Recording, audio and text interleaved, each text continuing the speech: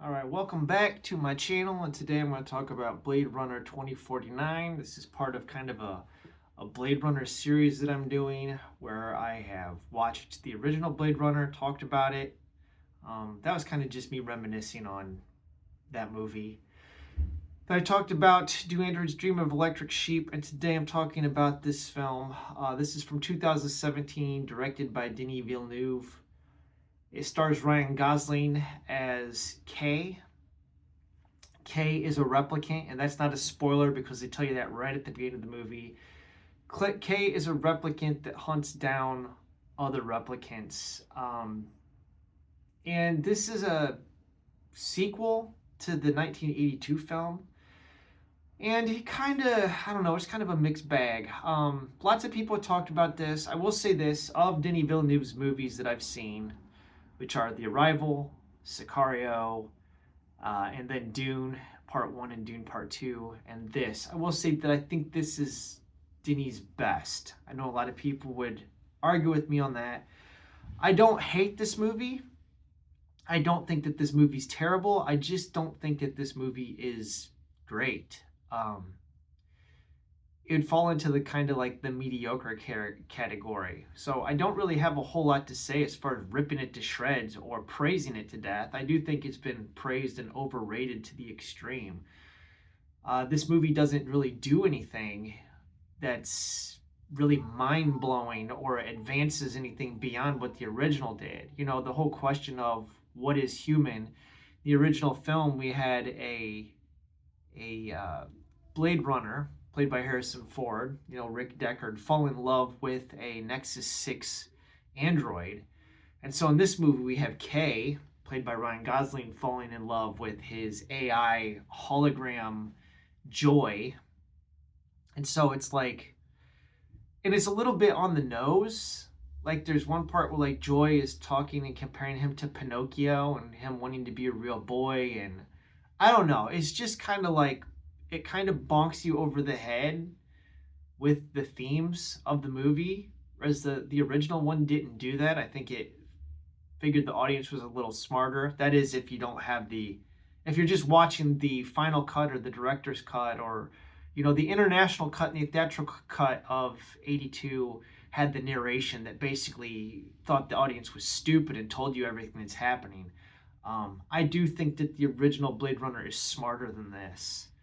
Of course, I can't get on Denis Villeneuve too much about the film other than the direction. The film is too long, but the script for this was written by Hampton Fancher, and it came from the ideas of Ridley Scott. So really, Denis didn't have anything to do with the script itself. So I blame Hampton Fancher and Ridley Scott for that script.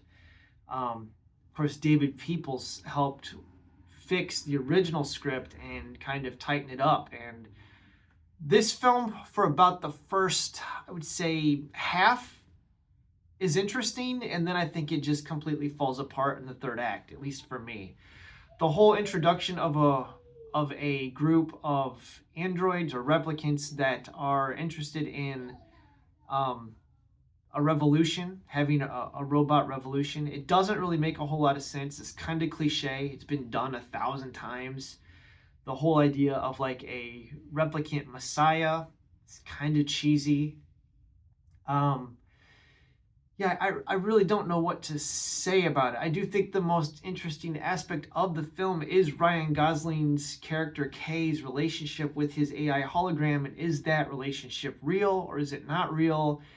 Kind of ties into the themes of the original novel, but at the same time, I think where this movie falls for me is there was a lot of material that was left in the book that wasn't used in the first film. For instance, like the whole idea of the animals being on the verge of extinction and trying to have a real animal rather than a robot animal.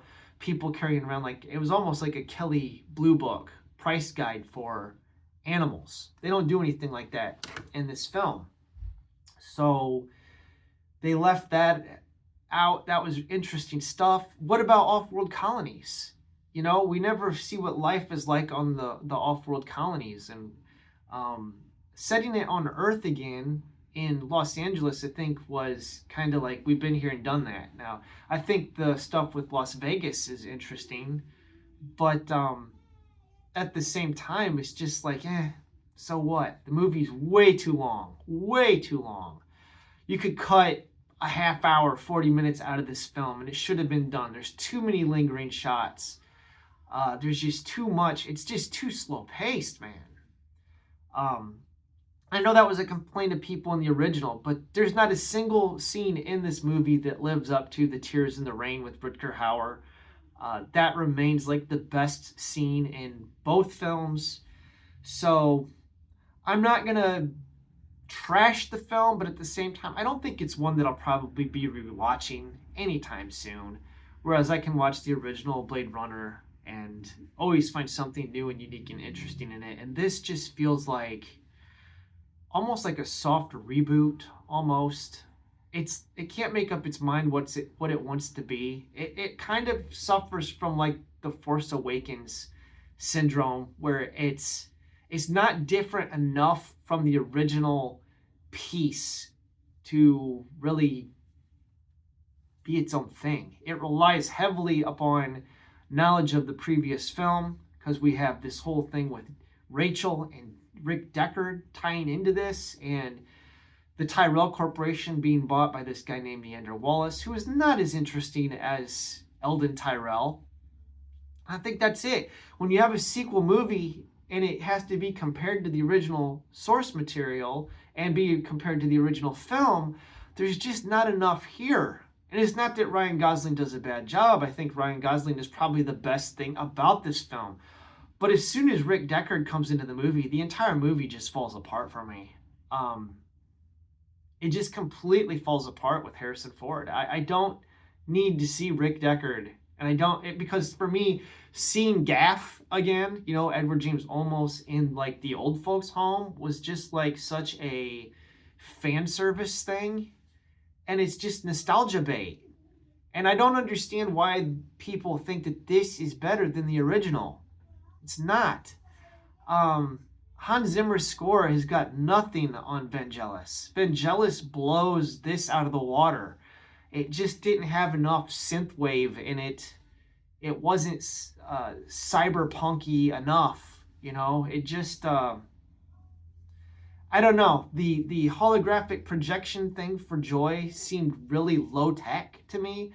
The emitter was cool, but then the whole thing of, you're a good Joe, like that whole giant naked hologram butt scene, unnecessary. It was, I don't know, man. It's just, this movie just doesn't, it just feels empty and hollow. It doesn't have a soul. It doesn't have a soul. So that's just my opinion on it. So I'm going to wrap up my review on this. If you're interested in seeing me talk about Do Androids Dream of Electric Sheep, you can see that review right here.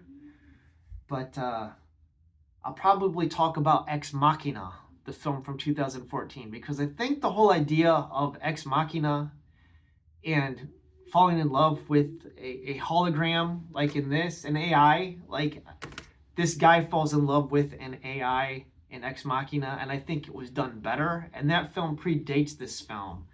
I just think that movie's got a lot more going for it than this. So I'll talk about Ex Machina next time around. You can watch my review for Do Androids Dream here. And until next time, thanks for watching and have a wonderful day.